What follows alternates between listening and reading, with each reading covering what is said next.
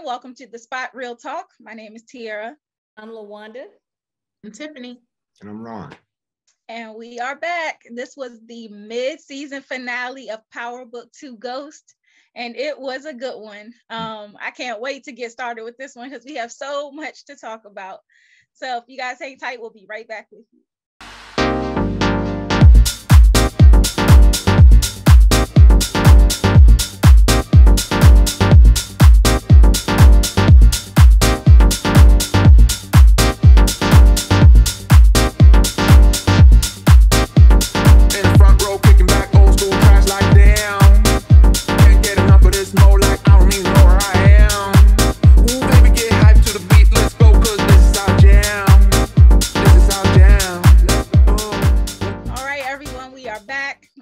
We are talking about PowerBook II.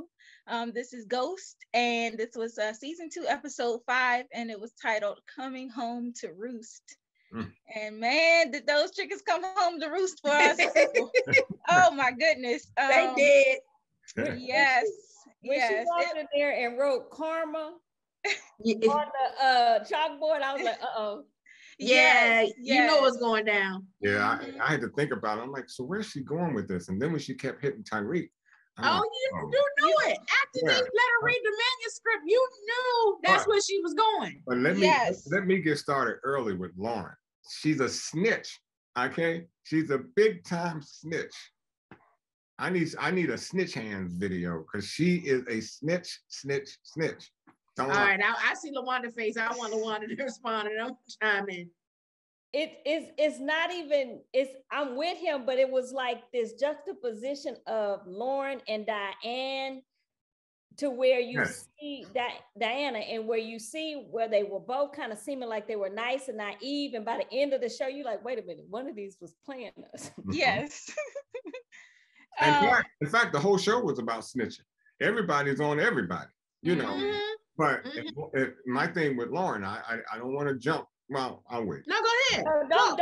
You don't have. I wasn't jumping. I was just saying it was at that moment when she pulled her in and made her become the snitch that you say, okay, these characters are both these women who seem like they were naive, like they were not really suited for this, like they were suited for some other purpose, and then you see, well, Lauren may just be as naive as we all thought, which is why I said. Yeah, she is. That's what I said. It was self-preservation for like Diana and Lauren. Self-preservation because she wouldn't want to do anything to hurt Tariq. Daddy to get a lawyer. That would have been self-preservation.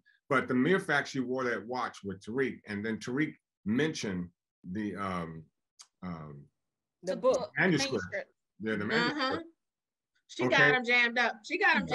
But I told y'all last week that when Kane put that in the drawer, I was like, Tariq is gonna get caught up. And you know what? Had Lauren not jammed up Tariq, they might have went for Brayden.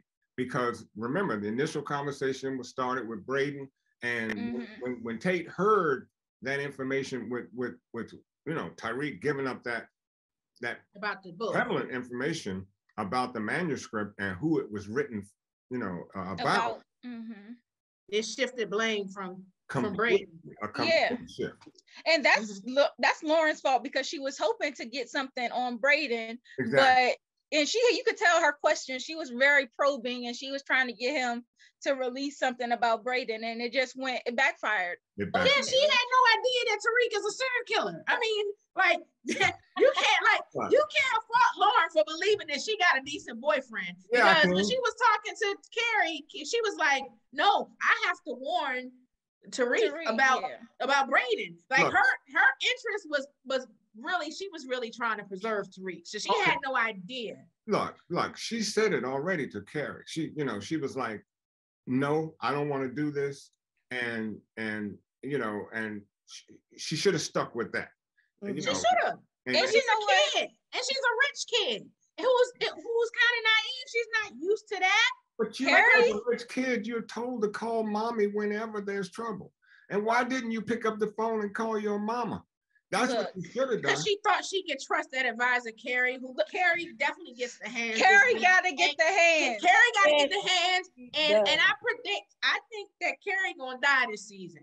Carrie did a lot. Carrie did a lot.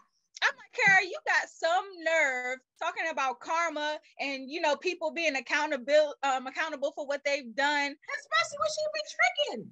Yes, I'm like, girl, you are one to talk. She's tripping. Sit down. Yeah, she is. Yeah, she's acting real holier than thou right now. Yes. God. And you know what we talked about last week, where we thought she may not have been as bright. And what we figured out this time is she is, but she's cunning and manipulative. Is she's misusing that intelligence. She's not exactly for herself for the right purpose. But when she sat down and had that conversation with Lauren, I was like, oh yeah, she's smart. She's smart. She manipulated her. Yeah, she manipulated Lauren. Yeah, and that's the thing. Like Lauren, yeah, she was wrong for wearing the wire and all that stuff. I hear you. But at the same time, she was manipulated because she respects Professor Milgram. She's probably somebody that she looked up to, and Professor Milgram as the adult and stuff was manipulated her into getting that information and stuff. Lauren had no idea that Tariq was into the stuff that he was into. Which is exactly why I said Tariq had no business messing with that green woman in the first place. Because when you in business like that, you can't. But your heart, was Ghost had no business dealing with Angela, who was a prosecutor. Here we go. She was smarter. And I say, that's the thing. Here we go. And Angela was kind of, even though she was from the street, she was kind of green too. There you go. Stop right there. Put a period on it. She was from the streets, so she could pick up on things that Lauren and she was green because she thought Tommy was Ghost at first too.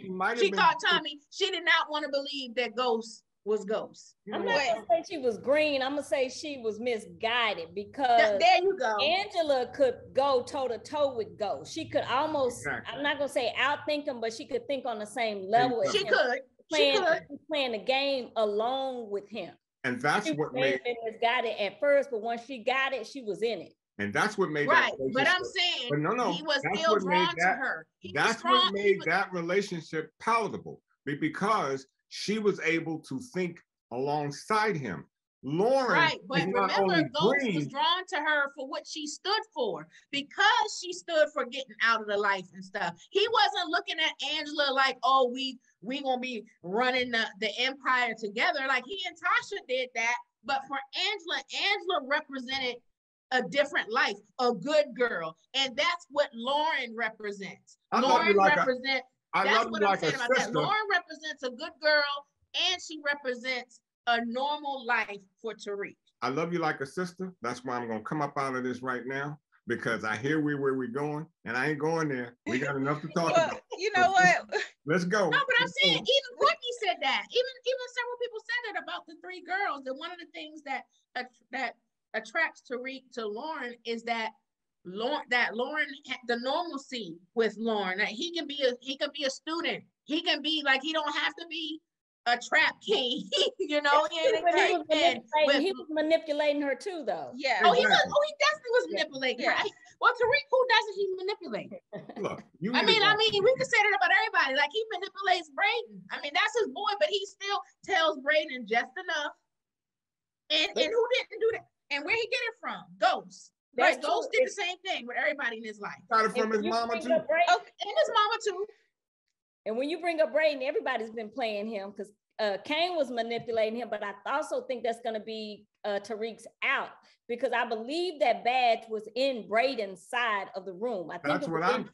Yeah. That's why I made that comment last week, because I'm thinking, okay, they got Brayden because that badge was on his side, but because of sweet 100% sugar Lauren, he gets all trapped into this.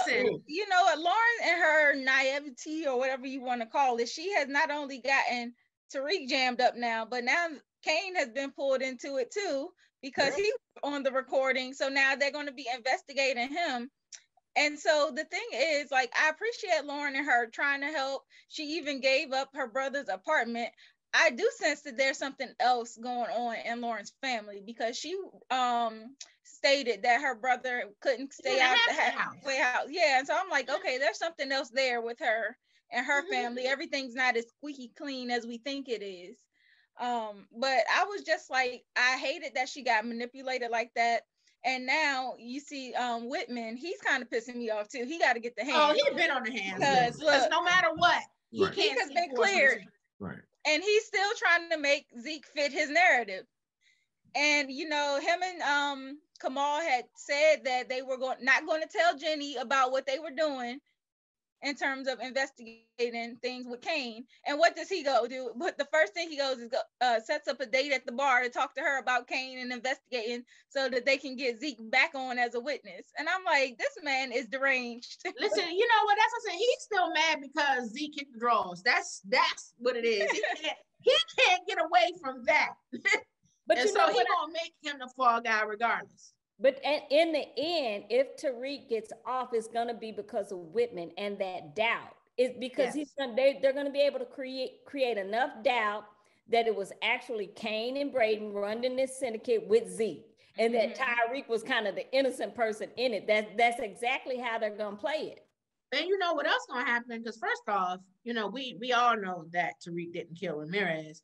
I bet you that timeline is not going to match up with Tariq. Once they really boil down and stuff and find out like where Tariq was the night of Ramirez, they're not going to be able to make that stick. Now, we all know that he did kill Jabari. Right. How you going to get out of that?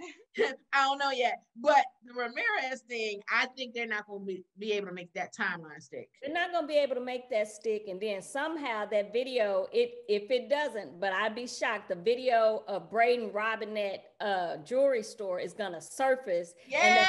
And it's really going to fit the body type of KANE. Thank you. And all of it is going to, it's going to be messy enough to get Tariq off. Because we know right now where Tariq stands. He's between a rock and a hard place. And the only thing I can think of that's going to exonerate him is that, what you just said, LaWanda. It has to be. And you know, because I can't see, well, I don't know, he could be a little snitch too, because he was snitching with Monet about her old family. So, you know. Oh, he gave it to Monet. He gave up everybody. What we doing here? What we doing? Yeah, we're good. Yeah, he did. Yeah, he did. But I was glad he did. I was like, look. Yeah. She had the gap. She needed a reality check. Like, you not in control like you think you are. Exactly. Your kids are running out of control.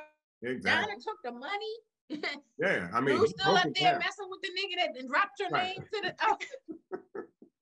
Yeah. Tariq, he got pushed into a corner, and he was like, "Look, I'm not about to miss this hearing."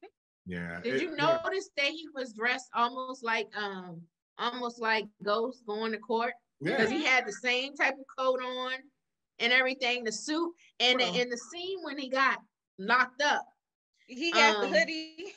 Yeah, I mean, I'm talking about when he had the suit on at the end. That they had the same scene. That was you know, when you look at the promo shots for Power season 4 with Amari as Ghost, he's in the cell with the gray suit and everything, and it was like the promo. They did the same shot for Tariq, and I was like, that's cool how they paralleled that. Yeah, and I noticed it too when he was going to follow KANE, and you know, whenever Ghost was going to do his dirty work, he would put his hood on. So I was like, okay, Tariq is going to do that now, except for this time it ain't work out so well for him. Because Tariq got beat down. They get beat down. I mean, I'm like, man, we need to get Tariq some lessons. Martial arts and a car. That's all I want from him. Martial arts. That's his Christmas list. Martial arts and a car. Tariq stay getting beat down. That's one thing I know that Ghost had his share of scraps too, because I know KANE didn't put something on him, but he whipped up some people too. He threw some hands. Look, KANE didn't leave that fight unscathed. No, he didn't. And that's what I'm saying. But I have yet to see Tariq really like. Oh, Tariq didn't even throw a punch on Nuff. And Nuff ain't all that. You know, well, I think then again, I think Nuff, Mecca, all of them, I think those people are special services. Because Courtney said in her Q&A, she already said that Mecca's military. I think them folks are mercenaries. They special services, probably SEALs or something. You got to be intelligent to be a SEAL. And Nuff ain't got enough of anything that shows me he could be special service. He could be special ed, but he ain't special service. That's why he out of here. Exactly. Yeah, he talks too much. And we knew Chef in the military. Right. Huh? He was the male clerk in the military. Yeah. Exactly. But you know that the chef, we knew the chef was more than a chef too. Yeah. We could tell the way he was sharpening the knives. I was like, oh. Like, you don't want to mess with that shit. Man, you don't want well, you know, we might not have seen Tariq win a fight, but we did get to see him driving. I know everybody like Tariq got the car now. He warmed up Lauren enough to get Lauren's car. Yeah. But I'm like, it's funny that, you know, everybody had been complaining about that all season. And now finally this episode, we see that he can at least drive. He can at least drive. He should have kept driving. He should have taken her car and just kept going. But I want to get back with Zeke for a moment. When we thought he was going to jail. And then, of course, Jenny comes out and says, well, you're free to go. But the way he spoke to Monet, okay? Oh, he's sick of Monet. This is going to be probably a bigger problem than what Monet is facing with Lorenzo and Mecca, because when he finds out that he was not the bastard child nephew, and finds out that he actually has a dad and a mom, and mom kept that information from him, he's already pissed at her. So if we think Monet got it coming from either Lorenzo or Dante, I'm not sure what Zeke is going to go down. Every direction. And Courtney kind of referenced that. She said in her Q&A that we would get to know about who Zeke really thinks is his mom. And well, I guess that'll come out maybe after this hiatus that is she said that we won't see the mom until season 3. Okay. So, but she did reference and say that we will eventually get that backstory on who he thinks is his real mom. So I think you're right, Ron, and that's going to be like a midlife crisis for him, because it's like you just been, you know, accused of murder. You're trying to figure out what to do with your professional career, and then your whole personal life is about to be blown up when you realize whoever you thought was your mother is not, and the person that you've been living with, is actually your real mother, and you have a father who has clearly had means and has not been present in your life. Yeah. But he didn't know. He didn't. Right. But when he finds all this out, man, that. Oh, he's gonna be angry. Oh God, because he's already lost it with Monet. I mean, in fact, most of her kids have kind of lost it with her. So, you know. And it's interesting to me now that Monet is taking this route of, she went to Mecca talking about starting a new life, and I was like, what's bringing this on? Because she seems so dead set and staying into the life, and then Zeke was supposed to be her exit plan, and so I'm like, is it because she's backed against the wall now, and she has like disapproval with the way things are with Lorenzo, that she's starting to see things a different way? And then you kind of we talked about how she has been manipulating people to setting up Tariq to go and spy on Kane, and then setting up Kane to get dirt on Tariq. Yeah, and she got Tariq beat up. Yeah, with Diana and Drew treating them so bad. It's like she's really just not setting herself up for success here. Like, she wants this empire, she wants to get out, and then she treats the kids badly. It seems like everything she's doing is counterintuitive to what she's trying to achieve. But Tariq is the one that dropped the nuggets. And she then had to think about it, because when Tariq said, look, Drew's still messing with, what's his name? Everett. Diana, you know, took the money. Took the money. Kane replaced Sugar with, you know, blah, blah, blah. You don't know what's going on. And that's when she had that aha moment and said, you know what? Mecca's right. I better get up out of here. And that wasn't the only aha moment. The other moment came when she went to see Lorenzo and asked him about getting Zeke out of jail. And when he was like, no, I mean, you know, he said absolutely not. Right. You know. Yeah, this week he was like straight up dismissive when he got the phone call. And she's like, and that's my family. Like, that's her. And he may not know that's her son, but as far as he knows, that's her nephew, that's her family, and he shut it down. And then when she visited it this time, and when Sachs called to let him know about the hearing, now she's his wife, and he was like, I gotta take this. And she was like, dead ass, like, for real? Like, you gonna excuse me?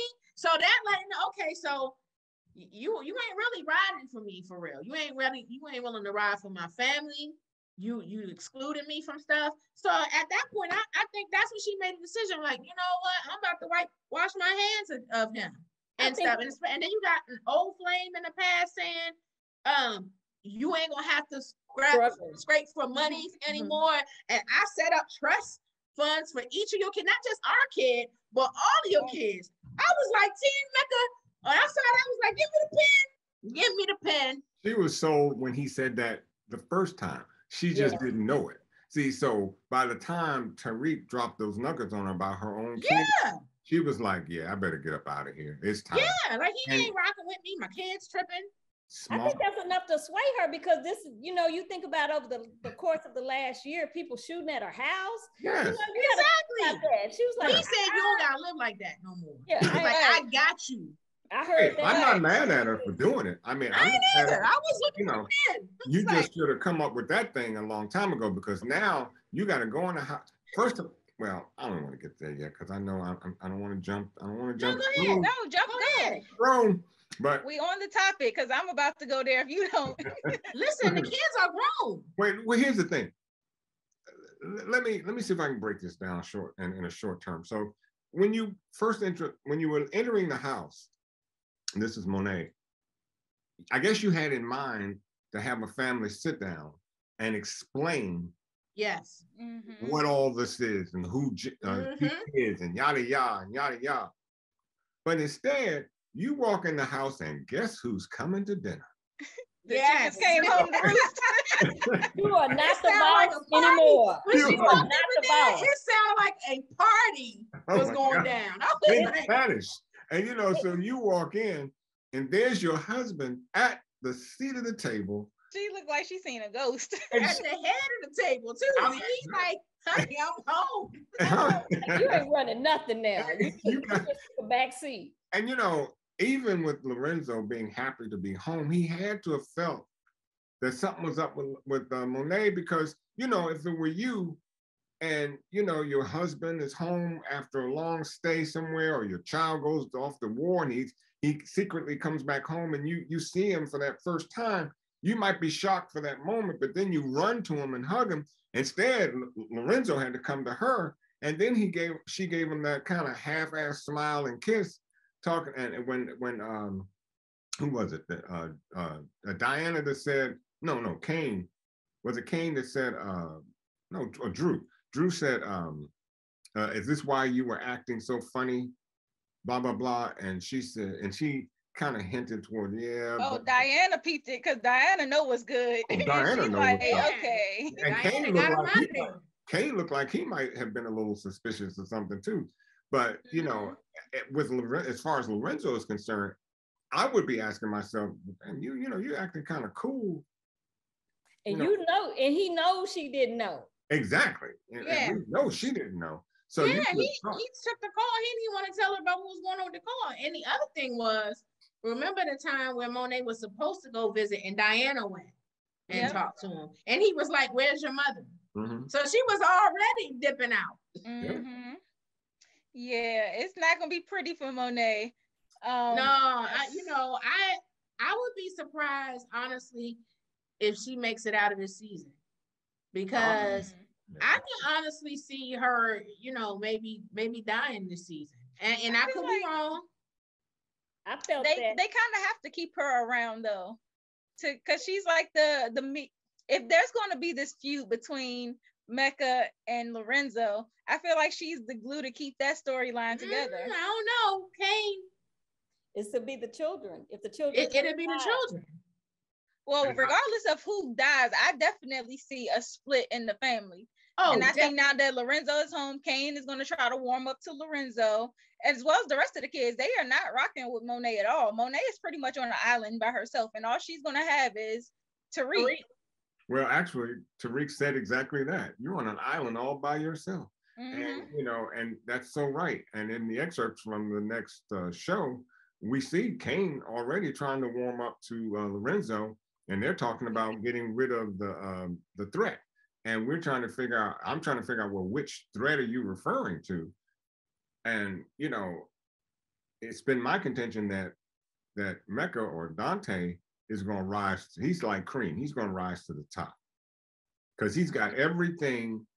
I love the way he handles his you know, his responsibilities. I mean, first of all, he's got clean hands.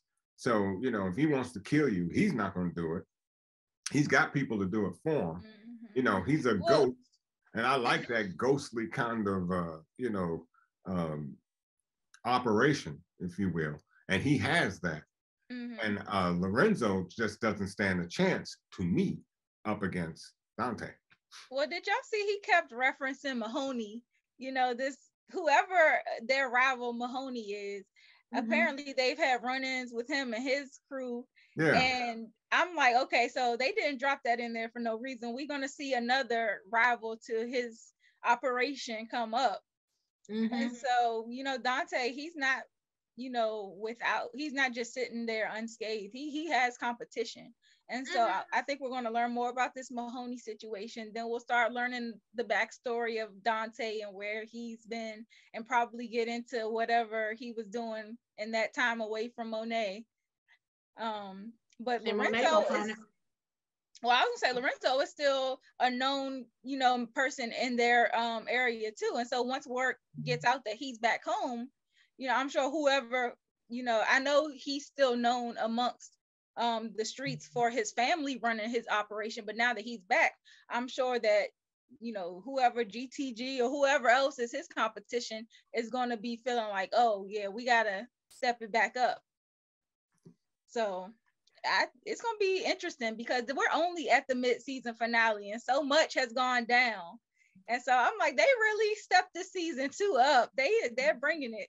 Well, you know, yeah, they did. You know what tickled me is when KANE said to Diana, called the information that she was, you know, telling KANE about. He called it fake news.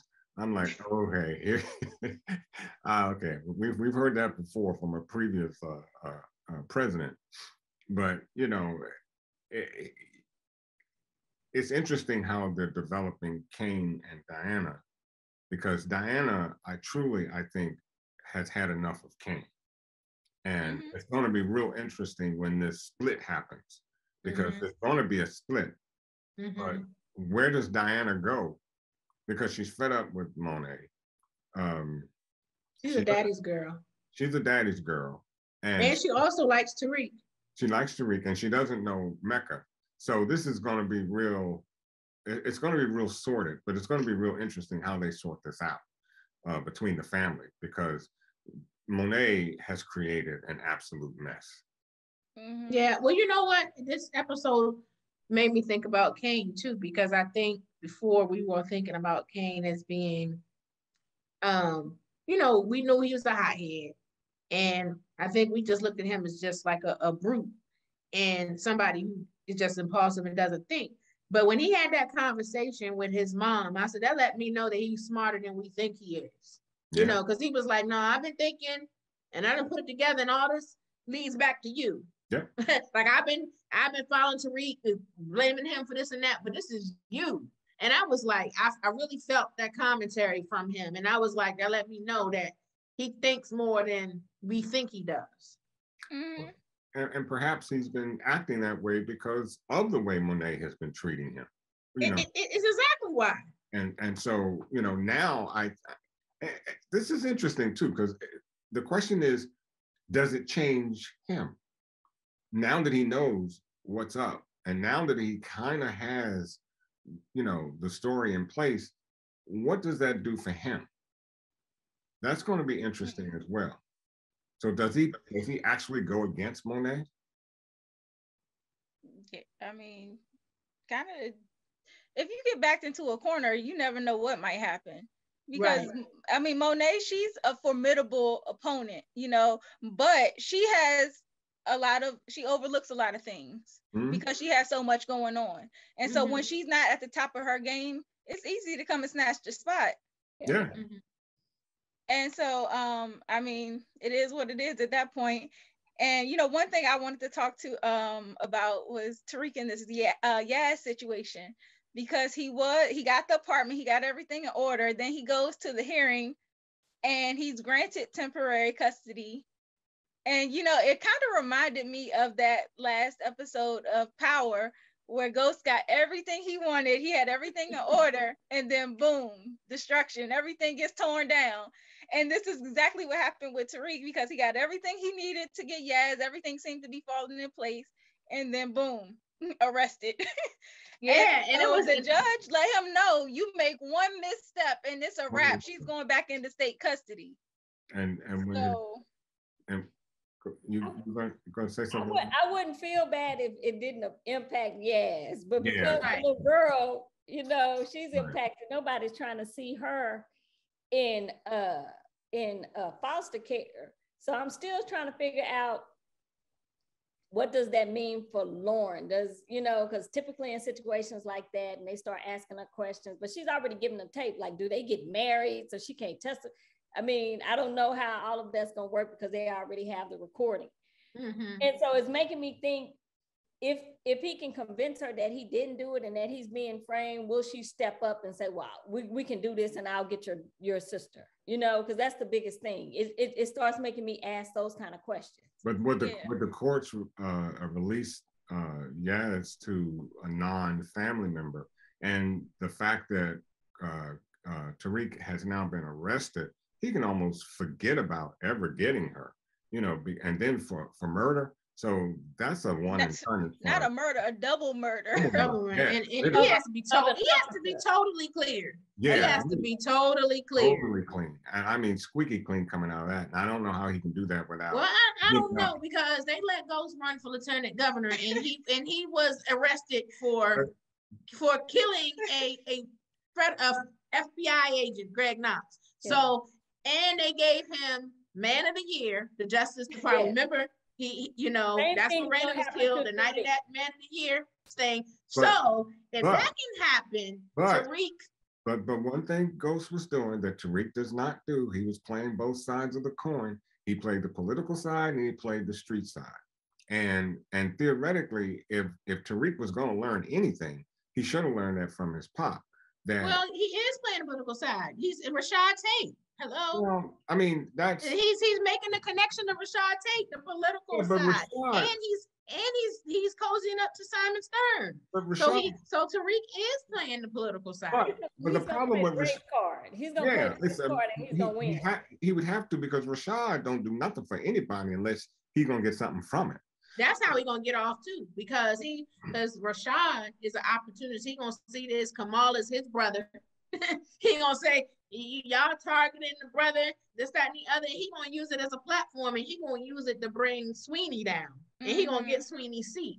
Yeah, but Kamaal, I think, is more interested now in Tariq, and so it's gonna be interesting how the two brothers relate to that situation. It's gonna be real interesting because Kamaal is, you know, he's steadfast on Tariq right now.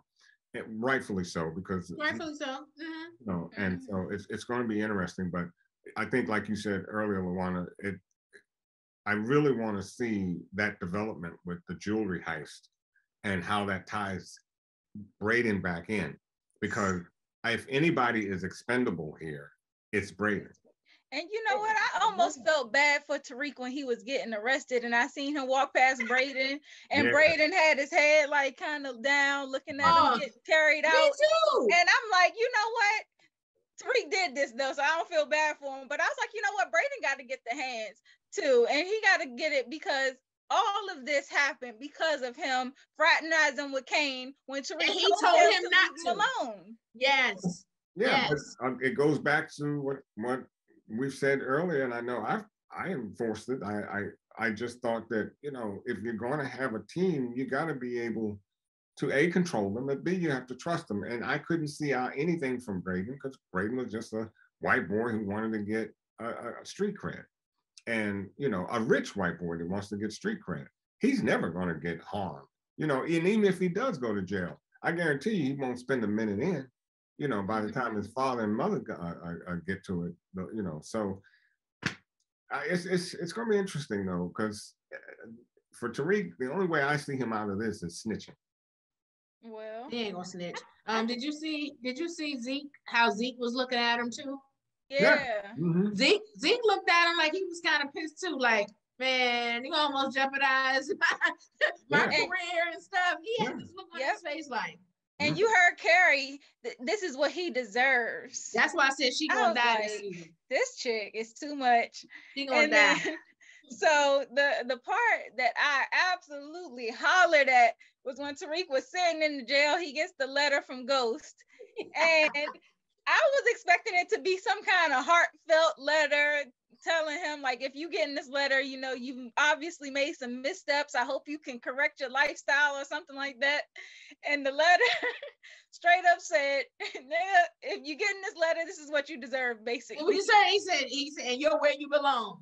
Yes. Which is that was hilarious. I wrote it down. I knew you'd end up here, little nigger, right here where you belong.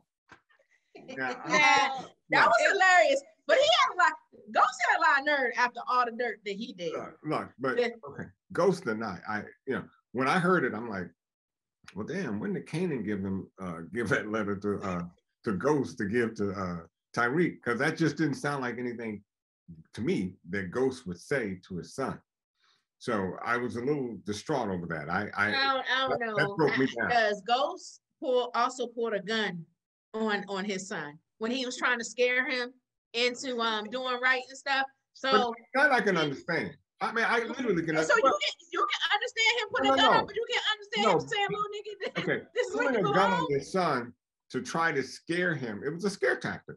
Right, it was. So you can't understand why the same person would say, "Little nigga," after he's in his lowest moment, Tiffany. And you're gonna write a letter. Whose fault is that?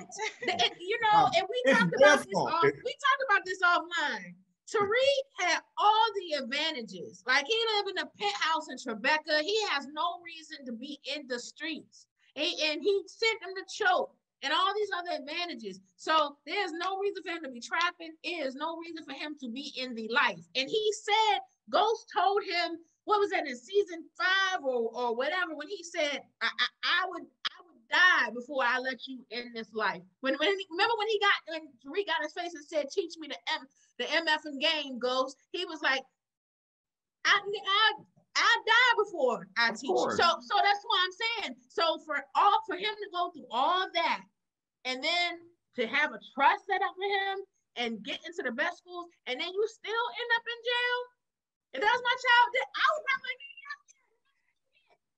And I was gonna say, it might have depended when Ghost wrote it, because towards the end of his life, we know Ghost was on one at one point. Yeah, he called Tasha Chicken Head towards the end of his life. He was on one. He was cutting up, and he was cutting up with everybody. Even when he said to Rashad, when he was like, you know why I took your dream? Like, Ghost was on one at the end. And I really wish, I was like, Power, STARZ, Courtney, I really wish y'all could have got Amari to read that letter. If we could have had a voiceover from Amari, that would have been even more funny. Yes, because when I tell you I hollered, I was like, wait, that's it? Me too. I was like, oh, I said, does that mean the trust is gone? All of that? Like, sheesh. Yeah, actually, it probably does for him. No, he had to finish school. He could. I don't remember that stipulation. I just. But I'm just saying, if he's cleared, if he's cleared and stuff, will that reactivate the trust? Like, will he? As long as he's in school. The trust was contingent upon him finishing school. I don't know. But I'm saying, like, what if he gets cleared from this? And he's exonerated, and he can go back to school. Correct. Where he be able to resume the trust. Right, because it was obvious that it was a false arrest. So the trust isn't going to go away just because he was not, he was falsely accused of something. But so as long as he's go away if he was convicted. I think he only gets it if he finished school. So I don't know if that meant if he finishes prison school. If he got double murder, that double murder. And then we got to think if this school Stansfield or whatever is going to even be inclined, even after he's cleared, to let him back in, because they might not want the stain, because it's bad enough. He, you know, they already had the murder of the kid that drowned. Jabari is dead now, and Tariq is the son of Ghost. And you know, of course, Ghost, even though you know, he ran for lieutenant governor, there are still nasty rumors about who Ghost is. Sure. And then now this happens to Tariq, so they might be like, nah, we don't need this type of publicity at my school. They might not let Tariq back anyway. That's true, but I think that's going to be Tariq's argument, his defense, that, you know, it's kind of the same sins following from the father following the son, because y'all falsely accused my dad, y'all still falsely accusing me. So I really think that's going to be a part of his defense. I think so too. And depending on the way that he gets acquitted, and I'm assuming he's going to get acquitted, yeah, I think it's going to be in such a way as that Stansfield is going to embrace him almost as a poster child. And not only that, if they didn't, then they're going to have to do a clean sweep with Braden too, because they were roommates. And so you would have to assume, or at least make the assumption, that Braden knew something. Mm-hmm. And again, that Tate at the jewelry heist is going to be pivotal. Which is going to be, and that's going to be the rift between he and Tariq. I'm telling you, because Tariq, I'm like, didn't I tell you multiple times to stay away from him? And then this is what you do. And that's what got him jammed up, because it put Kane in the position to plant the thing. And if Tariq does get out, the first body he should drop is Braden's, because he ain't gonna do that. No, he's not gonna do that. I know he won't, but I'm saying that'd be worse than killing a police officer. And especially since he's a Western too. So I think we all are agreeing that Braden is the source, but if Braden sticks around, there's going to be a problem, because he's not going to stop working for Kane. And Kane is just going to drag him into more things. But if he finds out that Kane is the cause, I mean, once he realizes that Kane is the cause, he's going to have to stop working with Kane. Mm-hmm. I don't think Braden is smart enough to work on his own, and I think he's too easily manipulated to side with Kane. I think he's scared of Kane, and so I think ultimately he'll realize like how wrong he was for not listening to Tariq, and he'll try to make things up with him. Mm-hmm. And I think he may not believe that Tariq did it because he helped Kane move the body, so he may just still be feeling like he framed him to get Zeke off, because he still doesn't know the full story either. So could this scenario work? Could Braden go and talk with the police and say, I think Kane did this? He ain't gonna snitch. Well, like I said, I mean, look at Tariq and where he is right now. What alibi does he have? Because if everything is pointing toward him, he can have an alibi for the Ramirez. That was a couple of weeks ago. I mean, Ramirez been dead for a couple of weeks. And so during that time, he was. But remember now, he could have easily, they'll probably paint the fact that he got someone to kill Ramirez. But police work in and of itself is sloppy, because. Thank you, Ron. Thank you. What idiot would bring a badge to his, room and then hide it so conspicuously in a drawer? I mean, it's just that as a police officer, you're looking for evidence and things, but sometimes you just got to ask yourself. And I like Tate, because Tate tends to ask these questions. How much sense does this make? So when Tariq says, I was set up, you have to somewhat believe that, because you have to be a masterful idiot to want to keep a badge and then to hide it so conspicuously in your drawer. That's the reasonable doubt. Yes, that's the reason. He has a relationship with Ramirez. Exactly. His cousin was in the room. Exactly. This we know because we have it on tape. So, I mean, I think it's, it's all kind of reasonable doubt. It's all going to come out. So you're right. Yep. Yeah, because they don't have a solid case against any one of their suspects. Right. And so it's like they didn't even, for Ramirez, for a while, they didn't even have a body. They just had theories. And so now that they have a body for both of these, I mean, nobody has been able to disprove that, you know, what Tariq was trying to set it up to be isn't true. You know, he was trying to set it up and make it look like Ramirez killed Jabari and then maybe, you know, took himself out or something like that. And so because of the timeline, and I'm sure when they do the autopsies on the bodies, they'll realize that Ramirez was dead before Jabari. That'll mess up that thought process. But it just seems like they don't have any solid evidence on any one particular set of people. Well, and so they're just going to keep chasing their tails in this, trying to formulate new theories. Well, the medical examiner said when they found Ramirez's body, it said that he was so decomposed, it was difficult to tell. He said he's been dead at least a couple weeks. Yeah. So that's why I think that that's going to disprove Tariq against the timeline. When they go back and look at his timeline with school, that means that during that time he was running around working, trying to get his mom out of jail and stuff too. Because remember, all this stuff is happening on the heels of Tasha going to court, being cleared, going into witness protection. So I think, you know, once they, you know, match up those timelines, they're going to see that, you know, he wasn't even around. But, you know, in this country, you know, they say you're innocent until proven guilty. And the thing that always boggles not with black folks. Well, but the thing that always boggles guilty till proven innocent. Well, because here's the thing. Why would I have an alibi? Think about it. If I'm unaware of something, you know, like say, like right now, my alibi is you guys, because we're doing a live event, you know, a recorded event. If something happens, you can't blame me because I know where I was at this particular time. But let's just suppose I was sitting at home alone, which happens a lot. And somebody knocks on my door and says, hey, you committed this crime. And I'm like, well, no, I didn't. Well, do you have an alibi? Well, if I had an alibi, I would assume that I knew something was going to go on and I needed one, and I would go ahead and get an alibi so that I would be okay. So having an alibi, who has an alibi at a moment's notice? Most people don't. Because, you know, if you're alone, where's my alibi? Nobody can vouch for you.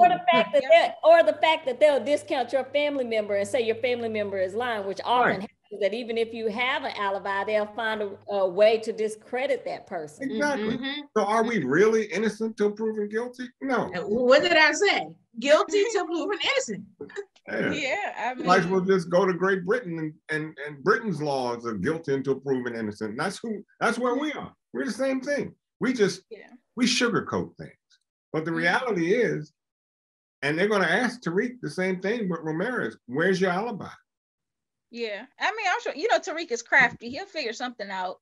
He probably already did. I'm sure he did, because he never trusted Kane. Yeah. He sure didn't. He's got to. And he was right not to.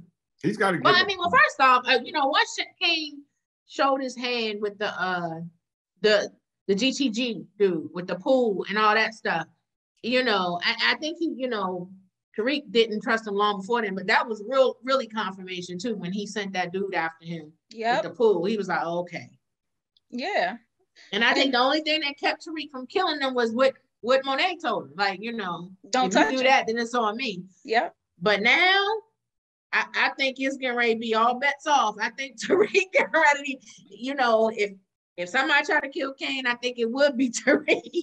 Well, he's in a shitstorm. I mean, he's going to have an alibi, but at the same token, he's going to have to give up something or somebody. I don't know how or how he could, you know, that information that can now, well, let me go back. Let me stop. Because even though what he said on the tape doesn't really implicate it, because he didn't say it was written about me. He said it was written about a Black person. And that could be any Black person. So, and here again, messy police work. He didn't implicate himself.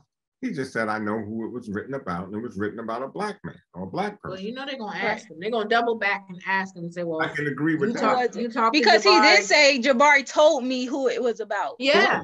And he saw him the day before he was killed. Yeah. You know, so they're going to say like, okay, so when did he talk to you about this manuscript? and he told you what it was about, blah, blah, blah. So that they definitely gonna revisit that. It doesn't say that. I mean, surely they have reason to suspect him, but I just didn't see enough reason to, actually charge him without having Braden along with him. Because if they were two black boys in that room, both of them would have gone down until they figured out who put that badge there and who did this and who did that.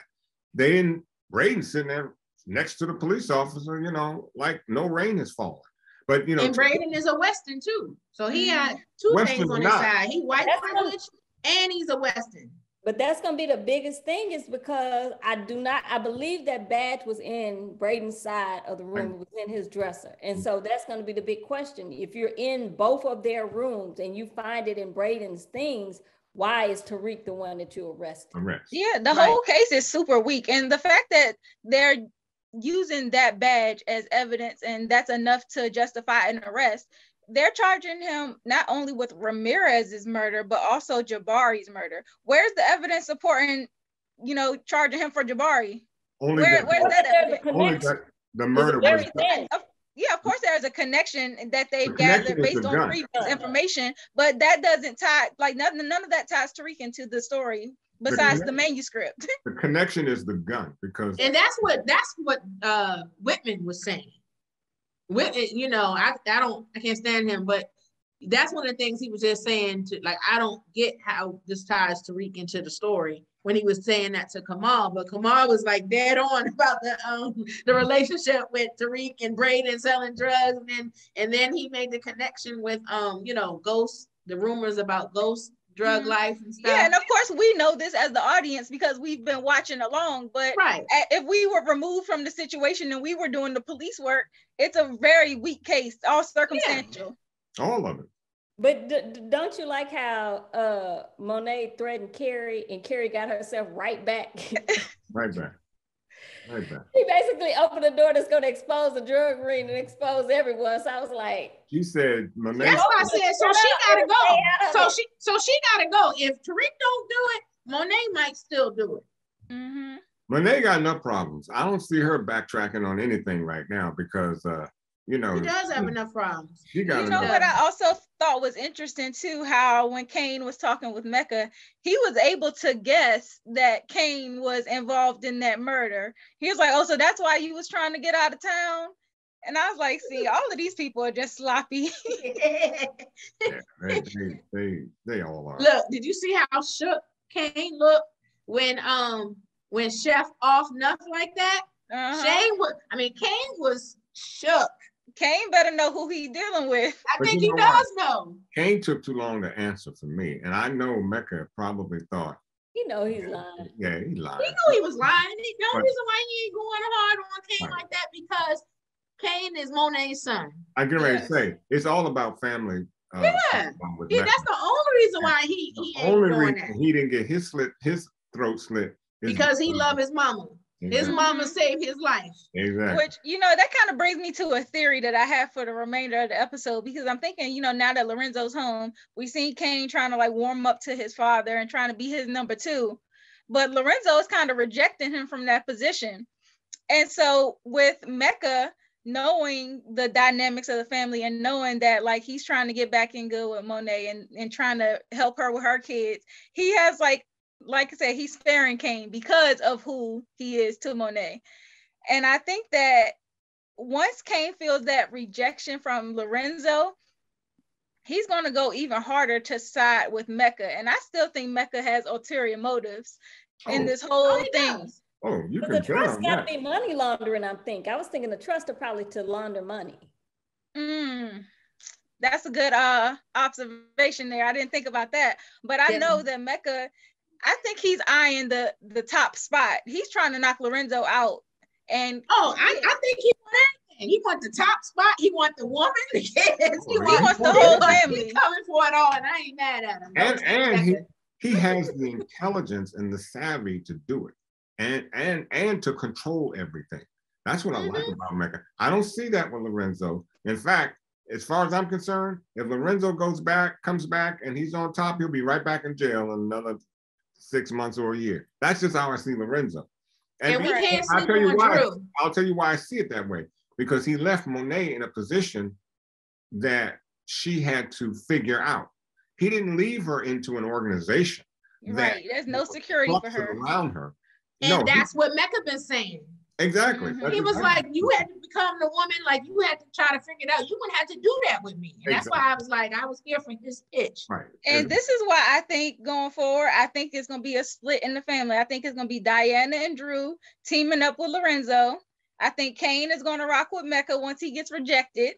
And I think Monet, that she doesn't know who Mecca is. She's still going to be dealing with Dante, but she's going to keep Tariq on her side. So it's like one family, everybody's interconnected, but they all going to be separated into 3 branches. Well, I'm going to tell you, I don't know about that because Dante, he wants to meet his son. And when he meets his son, there's going to be some talk. And he wants, as he said, I'm not leaving New York until you're leaving with me.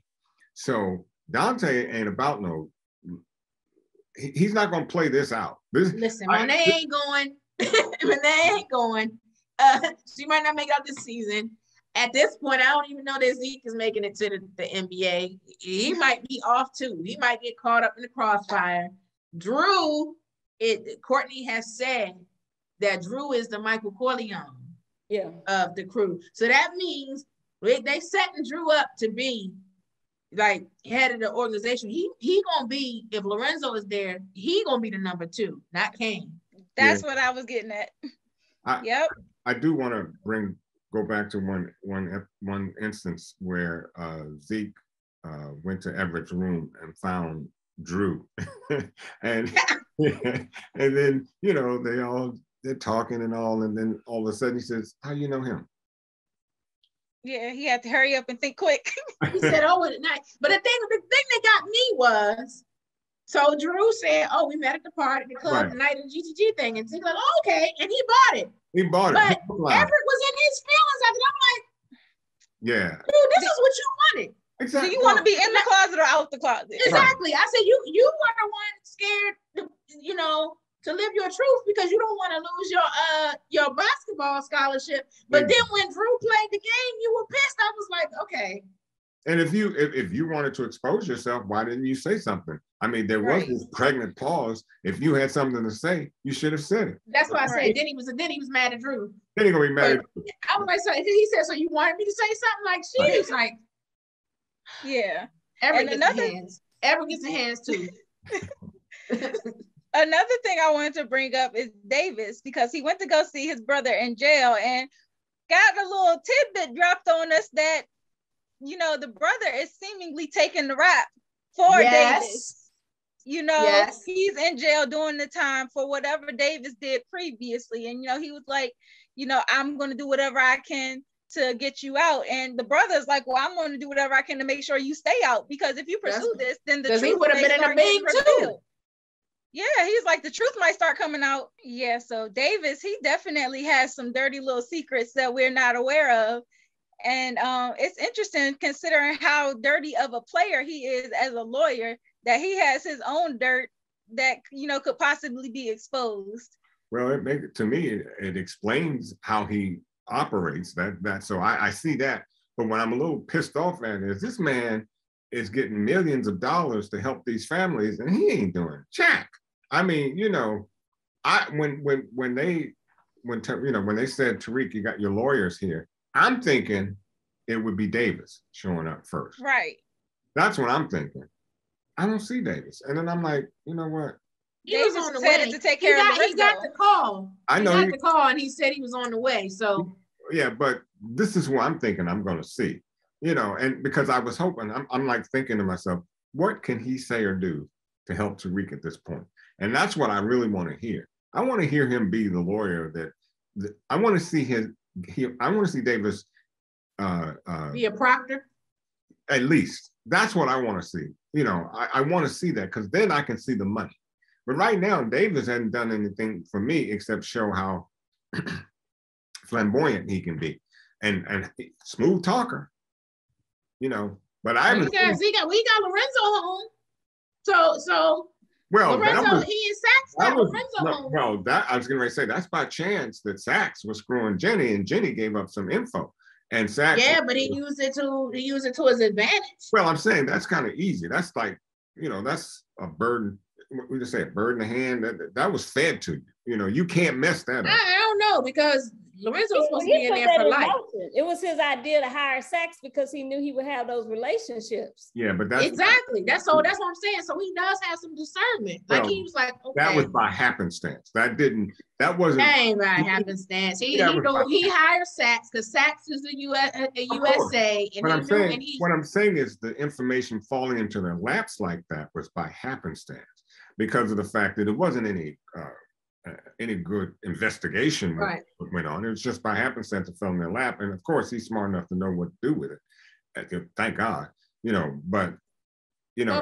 But most lawyers have investigators, though. They have to do research to find out stuff like that. Yeah, whatever. But he didn't have to, because Jenny had the information and Sax. Yeah, because Sax, that's what he said. He was like, you get in and we get in. Right. You get in, we win. So right. He got in her panties, they got the information. Exactly. So that's what he said. So he was like, you just keep doing. Isn't that the same thing Natasha said about Ghost and Angela? He was like, keep effing till I tell you to stop. And see, that's pretty much I'm glad you brought that up too. Davis was saying too. While everybody was screaming about, screaming about Ghost having this relationship with Angela, but Tasha, what does she do? She, you know, acquiesced to the relationship to keep the drug thing going. To keep Tommy out of jail. You got to think what was happening during that time. She said, Ghost told her, he was like, she's this close to locking Tommy up.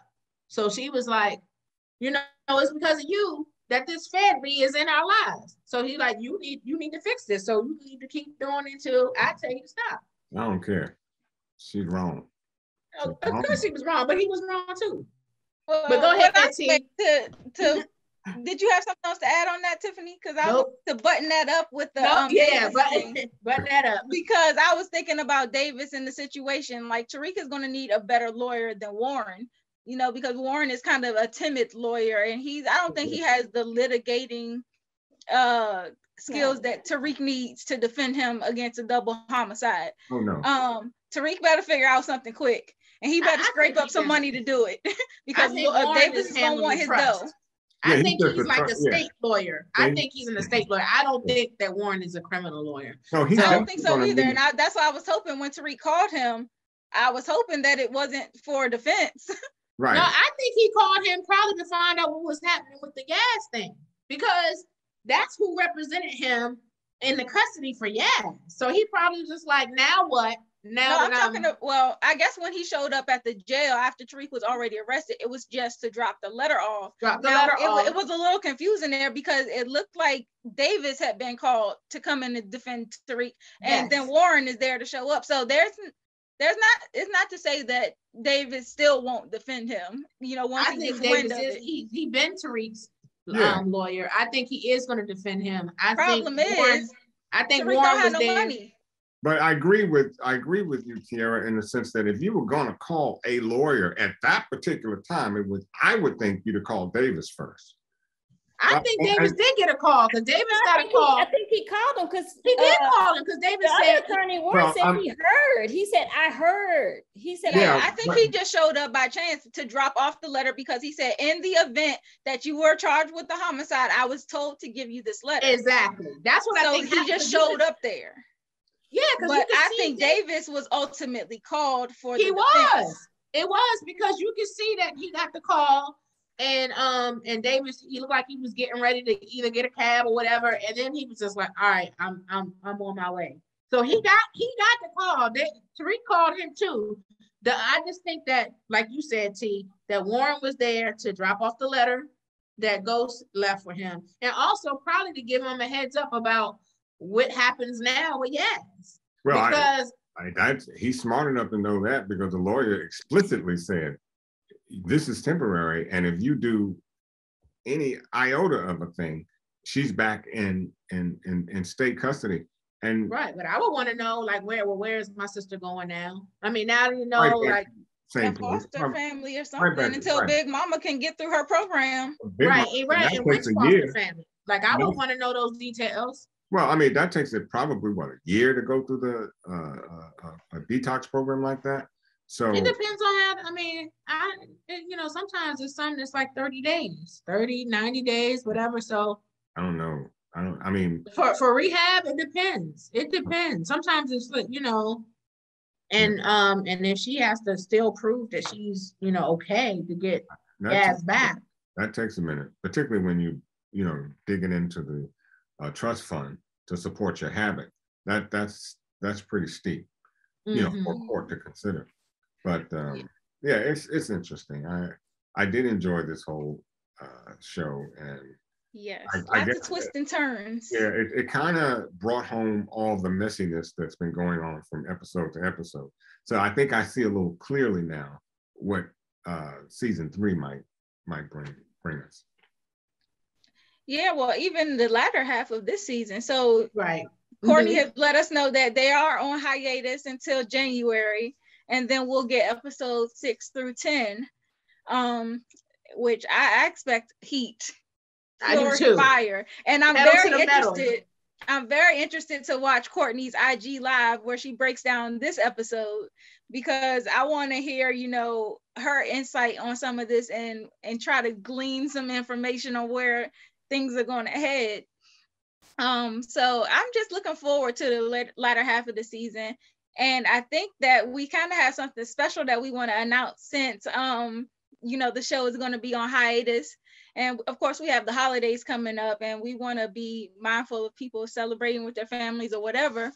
But I think next upcoming week, since Power won't be on next Sunday, we want to do a special broadcast where we can invite some of our spotters onto the platform, and we can have a roundtable discussion about Power and everything that has happened so far this season. And I know we've recapped from week to week, but given the comments, the slew of comments that we get, and you guys have so much great input, you have so many great predictions, I think that it would be nice to invite a few of you guys on to come in and chat with us and just have like a recap of the first half of the season with all of you guys. And I think that would be really dope. So I think we agreed to next Sunday, maybe around 4:30 Eastern time. And we want to extend the invite to 6 spotters. So it's going to be on a first come, first serve basis. Hit us up on our Instagram. Go and hit us in our direct messages and let us know that you would like to be a part of our roundtable discussion, and we'll pick the first 6. So that's what it's going to be. You guys have anything to add to that? Nope. No. I was just gonna say, we've been seeing a lot of the comments in our spot IG and our Twitter and things. A lot of times people are watching the show as it airs after midnight and everything, and they're hitting us up to talk about it and letting us know that they can't wait to see our broadcast. And I just wanted to say, keep them coming. I appreciate seeing those comments. Yeah, thank you guys so much for interacting with us the way that you do and keeping us in mind when you're watching the shows as well. We definitely appreciate your support. Please make sure that you continue to spread the word to your friends and family about us. Make sure you subscribe to the channel, click the notification bell so that you're alerted when we post, and like the video. Like I said, we're on all social platforms: Instagram, Twitter, Facebook, TikTok. Follow us there, and make sure that if you want to be a part of this roundtable discussion, first 6, like we said, the first 6, first come, first serve. Hit us in our Instagram DMs. Oh, and don't forget that URL you see here at the bottom. That is a very quick way to get to the Spot Real Talk. So give it to your friends, your family, your enemies, your loved ones, anybody. Just give it that URL up, okay? That's what it's for. We love you for it. Thank you very much. All right, well, I think we're going to shut it down. Thank you guys so much for watching. Make sure that you follow the directions if you want to participate. Hit us up, and we'll see you next week for our roundtable discussion of Power Book 2 Ghost, episodes 1 through 5. Give us your predictions and all of your insight for this season so far. So until then, we're gonna call it a night. Bye-bye. Bye. I need to tell you, hold it down. Unless you talking numbers, we ain't speaking about the right things. Switch up on my nigga for a figure, that's not like me. Baddie with a body in the lobby, she like nice things. She used to know me then, she like me now, that's funny timing. Eyes been on that prize, I cop that crib for that timepiece. I'm trying to see the globe and sell out shows until the flight leave. They wanna ride my ties, but they ain't even